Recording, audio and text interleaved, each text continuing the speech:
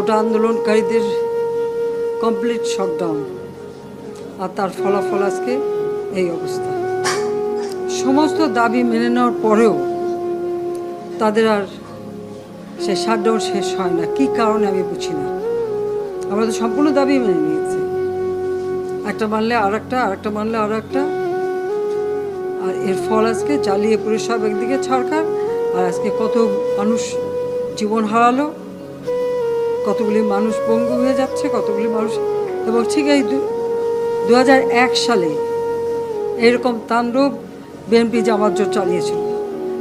আওয়ামী লীগের প্রায় 21,000 নেতাকর্মী হত্যা করে, কত মানুষ গুলি খেয়ে তাদের ঘর বাড়ি হাত পা কেটে দেওয়া, চোখ তুলে দেওয়া, মেয়েদের রেপ করা, এই তাণ্ডব ছিল।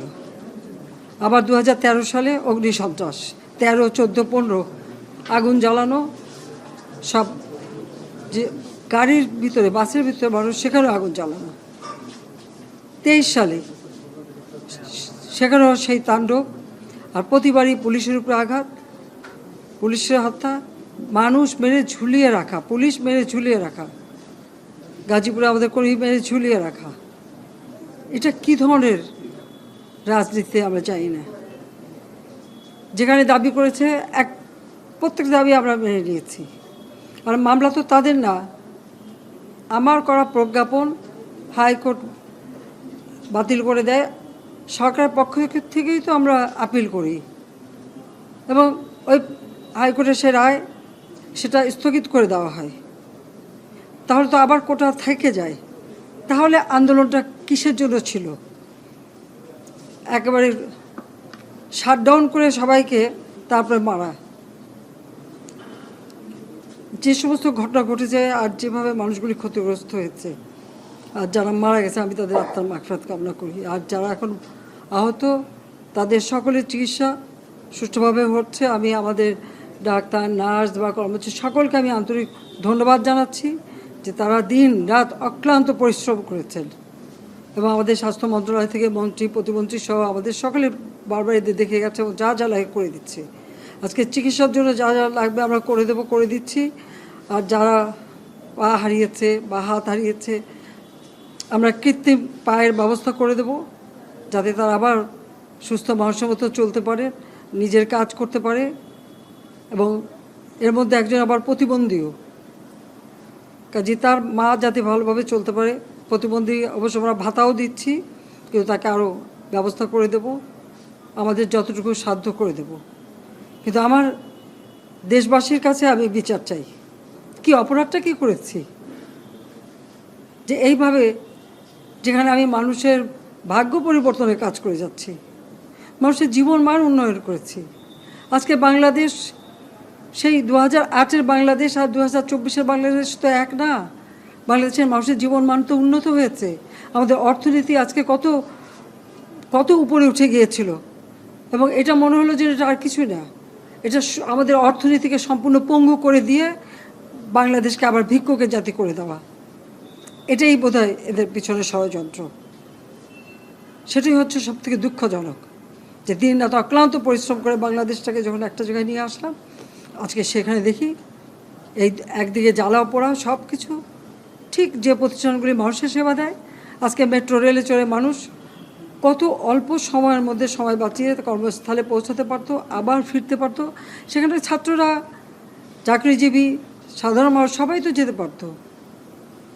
সেই স্টেশনগুলি পুড়িয়ে এখন ট্রাফিক জ্যাম, মানুষের কষ্ট। আমি তো কষ্ট লাঘব করেছি, কিন্তু যারা এইভাবে আগুন দিয়ে পুড়িয়ে মানুষের সে কষ্টে আবার ফেলে দিল, তাদের বিচার দেশের মানুষকেই করতে হবে। আমি খালি সকলের সহযোগিতা চাই। আর এইভাবে মায়ের কোল খালি হোক, এটা আমি চাই না। কারণ আমি তো বাবা মা সব হারিয়েছি, আমি তো জানি হারাবার ব্যথা কত কষ্ট।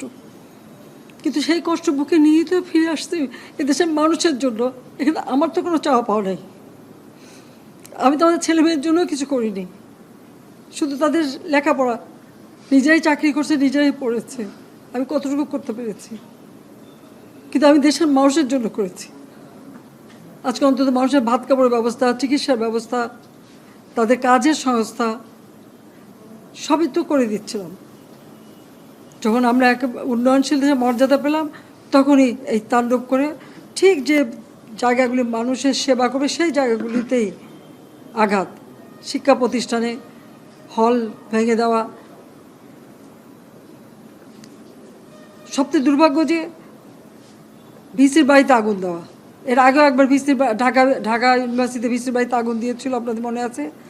রংপুরে সেখানে আগুন দিয়েছে, ময়মনসিংহ কৃষি বিশ্ববিদ্যালয় থেকে শুরু করে বিভিন্ন জায়গায় এই তাণ্ডব চালিয়েছে। রাজশাহীতে এই তাণ্ডব চালিয়েছে।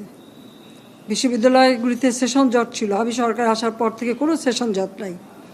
লেখাপড়ার মান উন্নত করা, যাতে এখান থেকে পড়ে আবার বিদেশেও পড়তে হবে, সেই ব্যবস্থাও করে দিয়েছি। কিন্তু তারপরেও কোটা সংস্কার আন্দোলন, কোটা তো আমি বাতিলই করে দিয়েছি। আমি আহ্বান করেছিলাম যে একটু ধৈর্য ধরো, হাইকোর্টে শুনানি হবে, হাইকোর্ট যে রায় দেয়। না, তারপরেও এই আন্দোলন হবে। আজকে এই যে এতগুলি মানুষের জীবনের ক্ষতি হলো, এতগুলি পরিবার ক্ষতি হলো, এর দায় দায়িত্ব কাদের?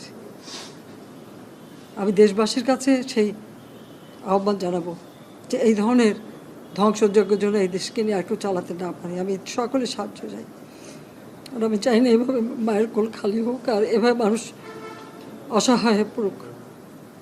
এই হাসপাতালটাই তো আজকে আপনারা দেখেন কত সুন্দরভাবে করে দিয়েছি। কিছু নেই হাসপাতালে, একটা লিফটও ছিল না আমি যখন সরকারে আসি।